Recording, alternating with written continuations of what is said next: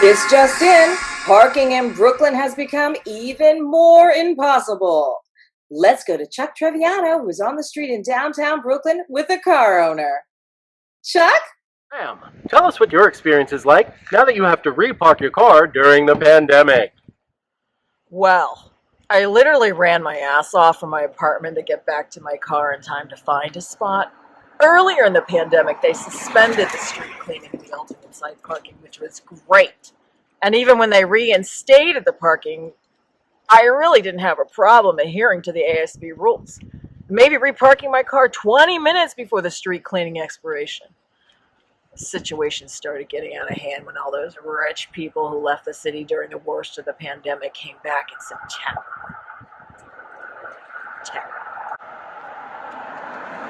Hey, for those of you who don't live in New York City, you probably don't know what alternate side parking or ASP rules mean.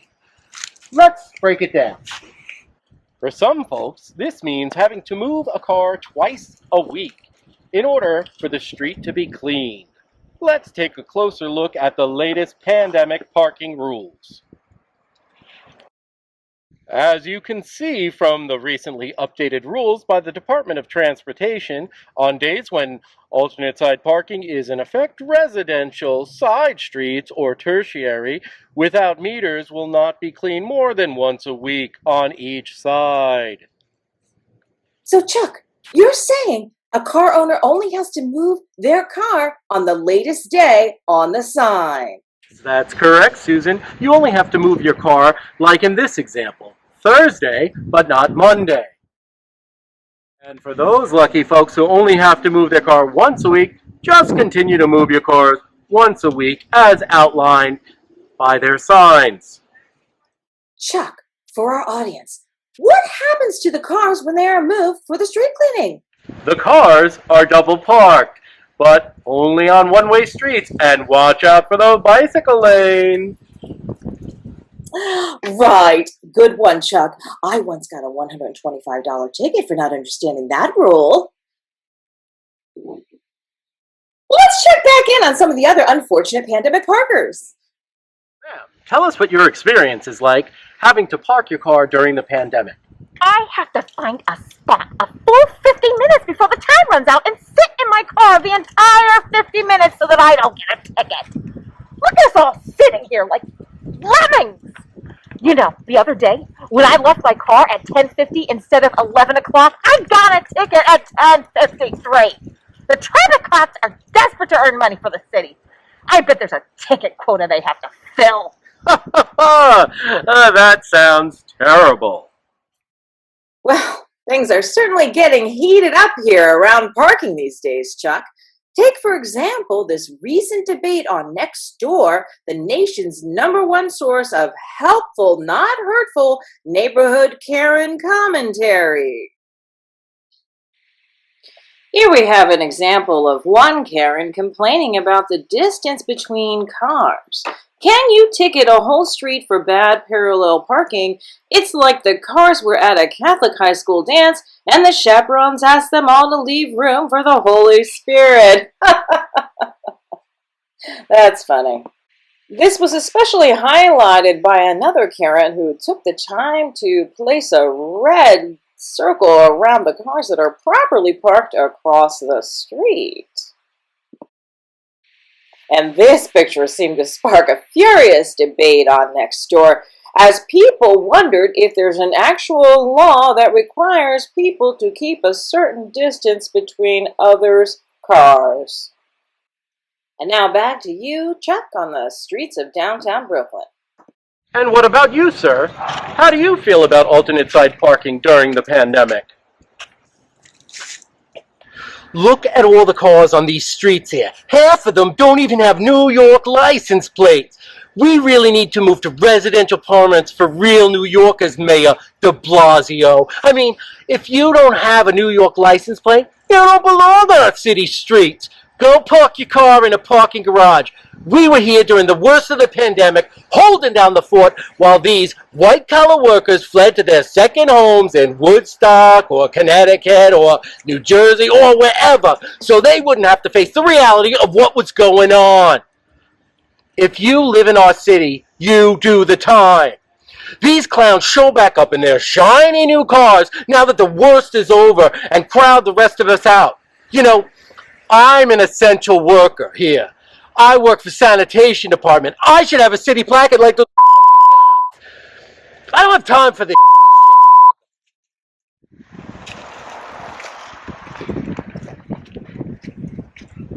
Excuse me, sir. What are your thoughts on the parking situation? Must be nice to have a car. Isn't everybody working from home anyways? I mean, they should just consider themselves lucky to have a car. Right you are. Everyone should check their privilege, especially now. This is Chuck Treviano reporting from downtown Brooklyn. Back to the studio. Susan?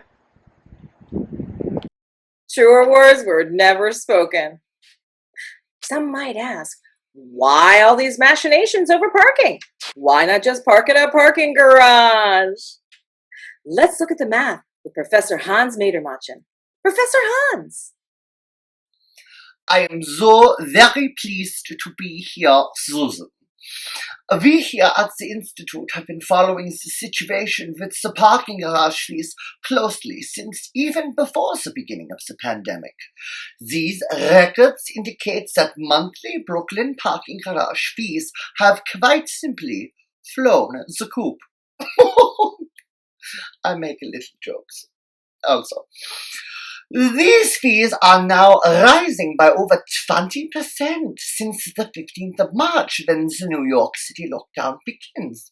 Before the pandemic, the cheapest parking garage in Brooklyn is already $450 per month.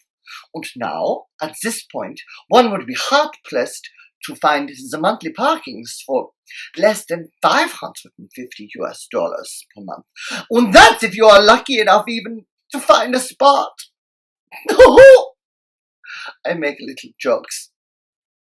Also, some observers have suggested that this is because all of the nearby garages have filled to their proverbial brims with all of your Brooklyn neighbors' newly purchased Mercedes and Lexus and BMWs, as you so charmingly call them here in the States.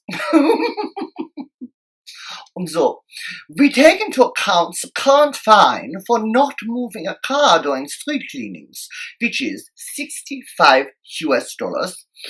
And according to our latest calculations, a Brooklyner would have to forget to move their car 8 times only in 1 month in order to even closely approximate that same month's parking garage payments. One soon realizes that any parking ticket one might receive from forgetting to repark their car can be quickly justified using mathematics so simple that even a third world child receiving an education from an international relief organization could do it. Take this $550 and multiply them by the 12 months of the year, and you have achieved for yourself yearly payments of $6,600. And so, let us imagine instead, Susan, that you are carelessly accruing all of, let us say, 12 street cleaning tickets in a year, which is of course only one of these tickets each month. What you have? A mild record of delinquent behaviors, yes, but payments of a mere $780. By these equations, we have discovered that by not parking the car in a parking garage, one will save $5,820. This is sehr gross, Susan. This is the equivalent of 595 liters of Hofbrauhaus München you could be drinking at the Oktoberfest instead, Susan. I make little jokes. You like my owls? Thanks so much for that enlightening commentary, Professor Madermachen. Next up, Kirsty Johnson, our DIY correspondent, shares 10 ways not to sweat New York City outdoor dining restrictions during the pandemic. Or should I say, sweat? Wow, look at the size of that heater. Yes, it looks like she brought that along herself.